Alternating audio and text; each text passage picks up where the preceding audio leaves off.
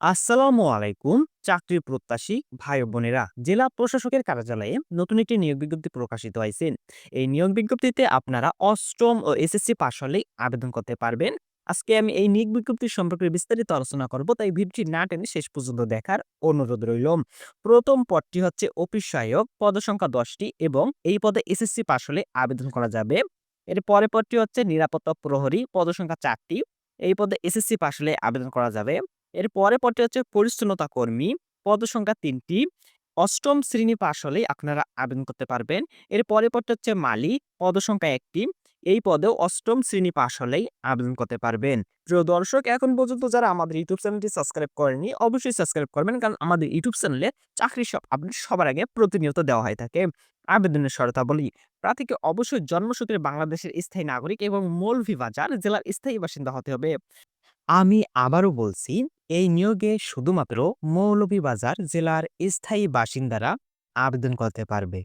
বাংলাদেশের নাগরিক নন এমন কারোর সাথে বিবাহিত বা বিবাহ করার জন্য প্রতিশ্রুতিবদ্ধ হন অথবা কোনো ফৌজদারি আদালত কর্তৃক নৈতিক স্থলনজনিত অভিযোগে দণ্ডিত হন কিংবা কোনো সরকারি বা স্বায়ত্তশাসিত প্রতিষ্ঠান বা স্থানীয় কর্তৃপক্ষের চাকরি হতে বরখাস্ত হয়ে থাকেন, তবে তিনি আবেদন করার জন্য বিবেচিত হবেন না।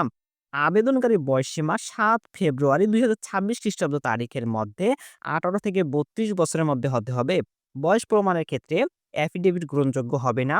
সরকারি, আধা-সরকারি ও স্বায়ত্তশাসিত প্রতিষ্ঠানে কর্মরত প্রার্থীকে অবশ্যই যথাযথ কর্তৃপক্ষের অনাপত্তিপত্র দাখিল সাপেক্ষে আবেদন করতে হবে। এই নিয়োগে একজন প্রার্থী কেবলমাত্র একটি পদের জন্য আবেদন করতে পারবেন। একাধিক পদের বিপরীতে আবেদন করলে আবেদন বাতিল বলে গণ্য হবে। নিয়োগ পরীক্ষা একই তারিখ ও সময় অনুষ্ঠিত হবে বিধায় একাধিক পদে নিয়োগ পরীক্ষায় অংশগ্রহণ করা যাবে না। পরীক্ষায় অংশগ্রহণে ইচ্ছুক ব্যক্তি dcmbr.teletalk.com.bd এই ওয়েবসাইটের মাধ্যমে আবেদনপত্র পূরণ করতে পারবেন। এই নিয়োগ বিজ্ঞপ্তিতে আপনারা শুধুমাত্র অনলাইনের মাধ্যমে আবেদন করতে পারবেন। অনলাইনে আবেদন শুরু হয়েছে ৮ জানুয়ারি ২০২৬ খ্রিস্টাব্দ সকাল ১০টা এবং অনলাইনে আবেদন শেষ হবে ৭ ফেব্রুয়ারি ২০২৬ খ্রিস্টাব্দ বিকাল ৫টা। উক্ত সময়সীমার মধ্যে ইউজার আইডি প্রাপ্ত প্রার্থীগণ অনলাইনে আবেদনপত্র সাবমিট করার সময় থেকে পরবর্তী ৭২ ঘন্টার মধ্যে এসএমএস এর মাধ্যমে পরীক্ষার ফি জমা দিতে পারবেন।